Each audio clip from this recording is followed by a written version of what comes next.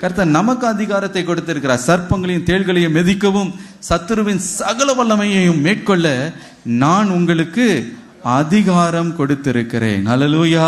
அதிகாரம் கொடுக்கப்பட்டிருக்கிறதா? உண்மைதான். என்னுடைய நாமத்தினாலே பிசாசுகளை துரத்துவீர்கள், வியாதிஸ்தர்கள் மேல் உடைய கரத்தை வைப்பீர்கள், அவர்கள் சொஸ்தமாவார்கள். இதெல்லாம் நமக்கு கொடுக்கப்பட்ட அதிகாரம்.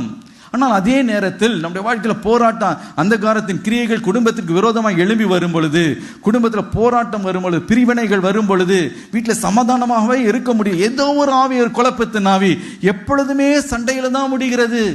உன்னுடைய வாழ்க்கையில் பின்தொடர்ந்து வந்து நித்தமும் உன்னை கலங்க பண்ணுகிற அந்த அசுத்தாவின் கிரியைகளை நீ மேற்கொள்ள வேண்டும் என்றால், சத்துருவின் கோட்டை உன்னுடைய வாழ்க்கையில் நிர்மூலமாக வேண்டும் என்றால், நீ உபவாசித்து ஜெபி என்று அன்றைக்கு அந்த சீஷர்களுக்கு சொன்ன அதே காரியத்தை தான் இன்றைக்கு உங்களுடைய வாழ்க்கையில், என்னுடைய வாழ்க்கையில் கர்த்தர் சொல்லுகிறார். ஹல்லேலூயா.